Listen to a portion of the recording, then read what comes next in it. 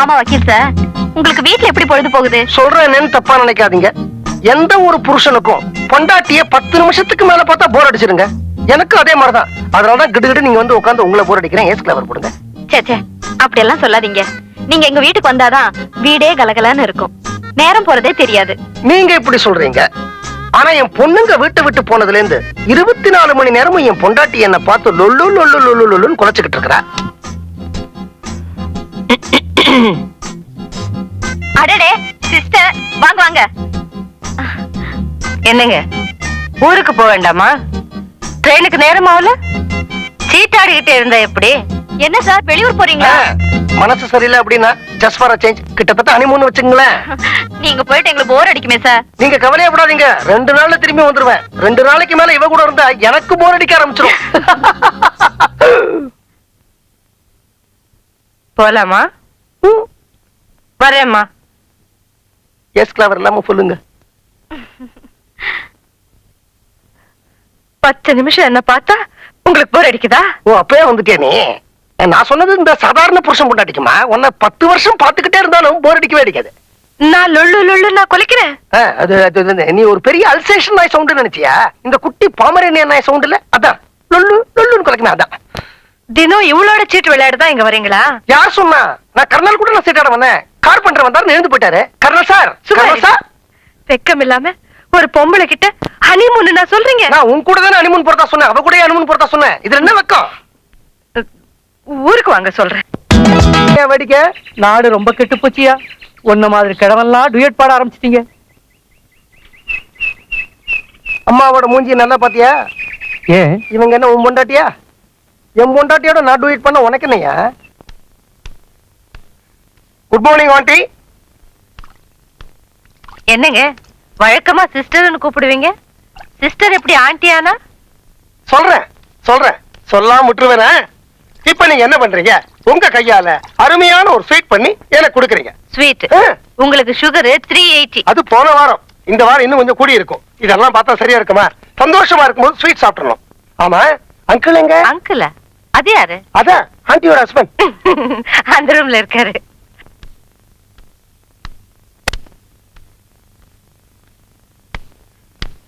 Hello வக்கீல் sir, உங்க வாழ்க்கையிலேயே ஒரு மிகப்பெரிய சந்தோஷமான விஷயத்தை இந்த மிலிட்டரிக்காரன் உங்களுக்கு இப்ப சொல்ல போறேன். மிகப்பெரிய சந்தோஷமான விஷயமா? எனக்கு புரிஞ்சிடுச்சு. நீங்க பக்கத்து வீட்டை காலி பண்ணிட்டு எங்கேயோ போயிட போறீங்க. நான் வீட்டை காலி பண்றது உனக்கு சந்தோஷமான விஷயமா?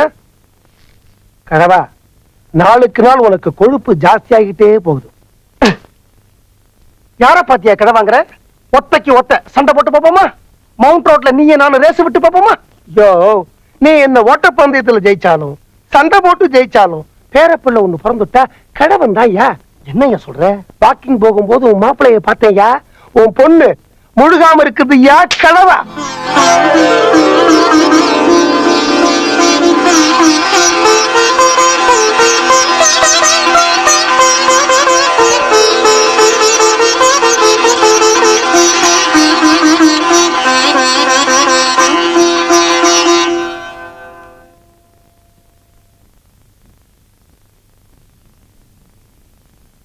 என்னங்க கர்னல் வந்துட்டு போனாரு, என்ன விஷயம்? அது திருவத்தியூர்ல ஒரு கிரவுண்ட் நல்லா இருக்கு, வாங்கலாமான்னு கேட்டாரு. வேணான்னு சொல்லிட்டேன்.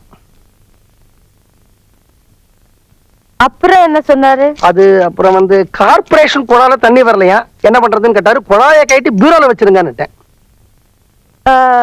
ஏதோ தாத்தா பாட்டின்னு காதுல விழுந்தது. நான் அவர் கூடவே உட்காந்துட்டு பேசிட்டு இருந்தேன். என் காதுல எதுவும் விழல. அது எப்படி உன் காதுல விழுந்தது?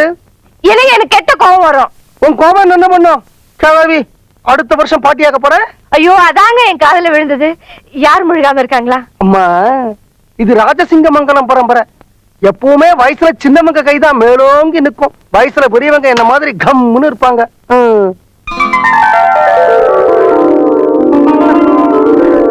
அதுக்காக என்னுடைய பெரிய மாப்பிளைய பத்தி யாரும் கேவலமா நினைக்க வேண்டாம்.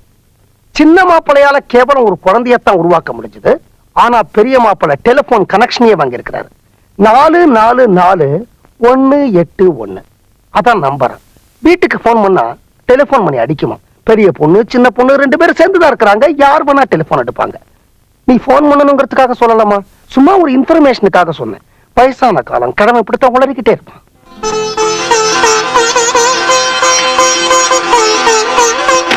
யாருக்குமா போன் பண்ண போற? என் பொண்ணுக்கு. நம்ம பொண்ணுன்னு கூட சொல்லலாம். ம்.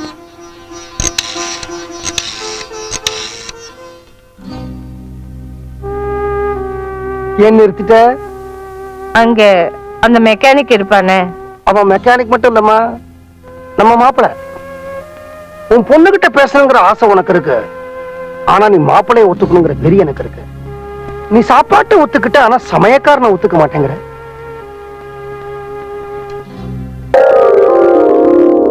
தாலி கட்டின பொண்டாட்டிய சந்தோஷமா தான் வச்சுக்கணும் அப்படின்னு முக்காவாசி ஆம்பளைங்க ஆசைப்படுறாங்க.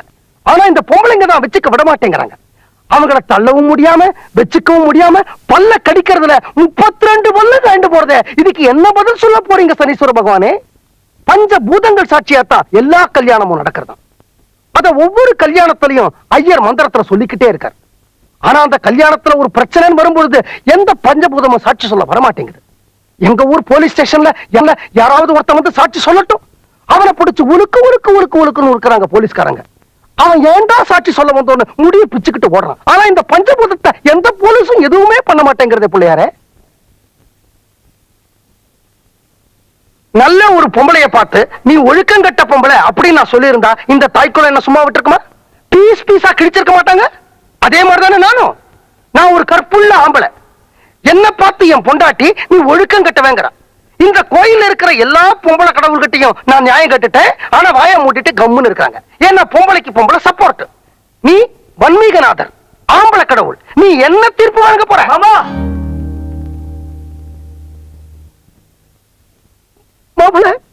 மாமா, ராத்திரி பூரா உங்களை எங்க எல்லாம் தேடுறது.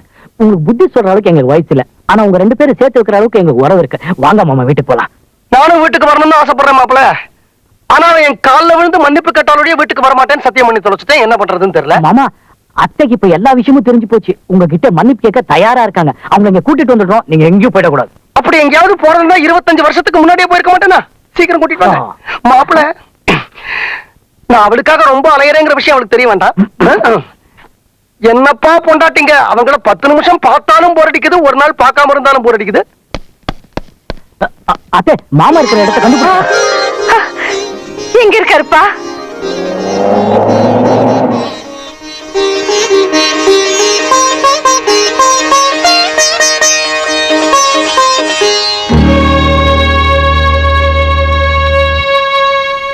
நல்ல வேளை வந்துட்டா.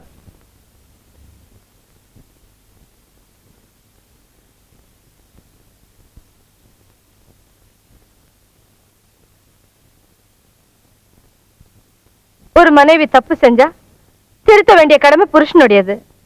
நீங்க என்ன திருத்த முயற்சிக்கவே இல்ல. தப்பெல்லாம் உங்க மேலதான். கட்டின புருஷன் சம்பாத்தியத்துல கூழா கஞ்சியோ குடிக்காம ஏண்டி உங்க அப்பா வீட்டு சொத்துக்கு ஆசைப்பட்டு அவர் பின்னால ஓடுன அப்படின்னு அன்னைக்கே சப்புன்னு ஒரு அறை அரைஞ்சிங்களா? அறையில அது உங்க தப்பு. பொண்ணுங்களை முறையா ஒழுங்கா வளர்த்திருந்தா அவங்க கண்டவனை காதலிச்சு அவங்க பின்னால ஓடி இருப்பாங்களா அப்படின்னு அன்னைக்கு சப்புன்னு ஒரு அறை அரைஞ்சிங்களா? அறையில அது உங்க தப்பு. கல்யாணம் ஆனதுக்கு அப்புறம் அந்த பையனுங்களை பத்தி நான் விசாரிச்சேன். ரொம்ப நல்லவங்க, நீ போய் பாருடி அப்படின்னு அன்னைக்கே சப்புன்னு ஒரு அறை அரைஞ்சிங்களா? அறையில அது உங்க தப்பு. பொண்ணு உண்டாயிருக்கா, பேரனோ பேத்தியோ பிறக்க போகுது, பாட்டியா நீ செய்ய வேண்டிய மரியாதையை செஞ்சியாடி கிழவி அப்படின்னு சப்புன்னு ஒரு அறை அரைஞ்சிங்களா? அறையில அது உங்க தப்பு. கர்னல் எனக்கு உயிருக்கு உயிரான ஃப்ரெண்டு, அவன் பொண்டாட்டி என் தங்கச்சி மாதிரி, அவளையும் என்னையுமா சேர்த்து வச்சு பேசுற அப்படின்னு சப்புன்னு வராற அரைஞ்சிங்களா? அறையில அது உங்க தப்பு. எல்லா தப்பையும் நீங்களே செஞ்சுட்டு வீட்டை விட்டு வேற ஓடி வந்துட்டீங்க.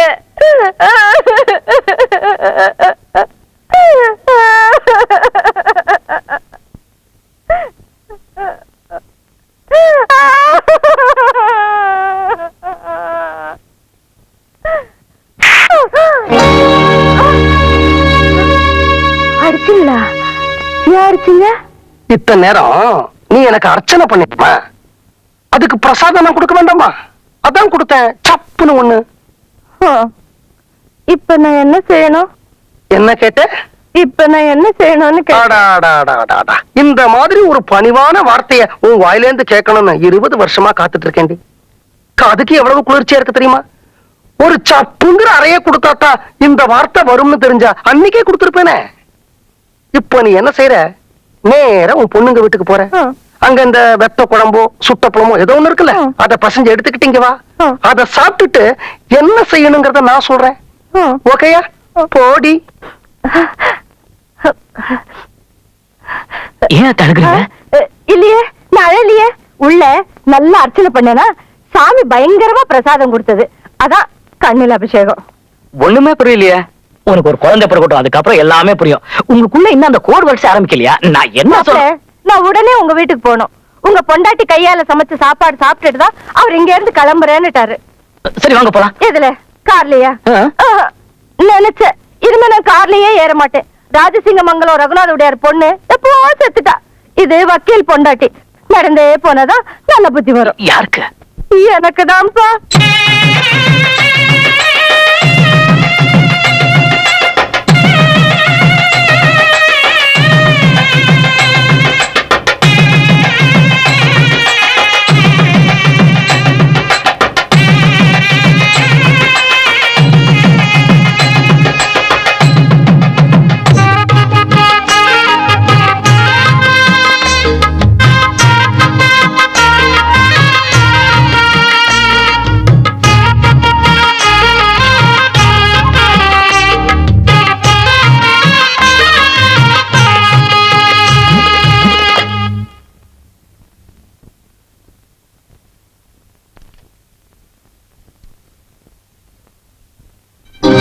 சொல்றேன், இந்த ஜென்மத்துல நான் என் பொண்ணுங்க முஞ்சில முழிக்க மாட்டேன்.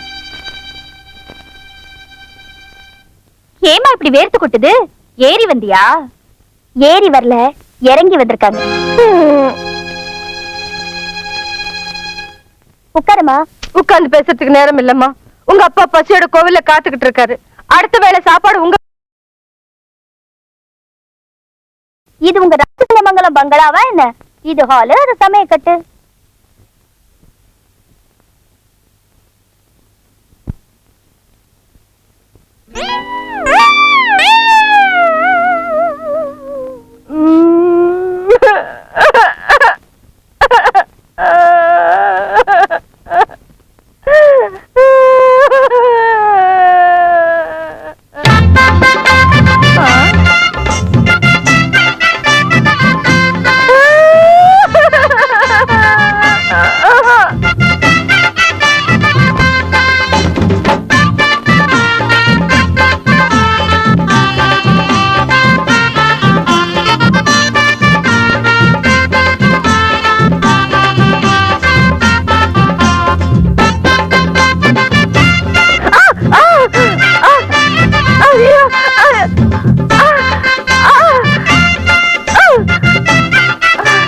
என்னடி சினுங்கல்? யார் பக்கத்துல உட்கார்ந்துகிட்டு சாப்பிட போற? ஆஃப்டர் ஆல் உன் புருஷன் பக்கத்துல தானே. இந்த பக்கம் ஆஃப்டர் ஆல் உங்க மாப்பிள்ளை தானே. மாப்பிள்ளைங்கிறது வெக்கமா இருந்தா ஏன் மாப்பிள்ளைன்னு நினைக்கிறீங்க? பிள்ளைன்னு நினைச்சுக்கீங்க. சீக்கிரம் சாப்பாடு போடுங்கடி.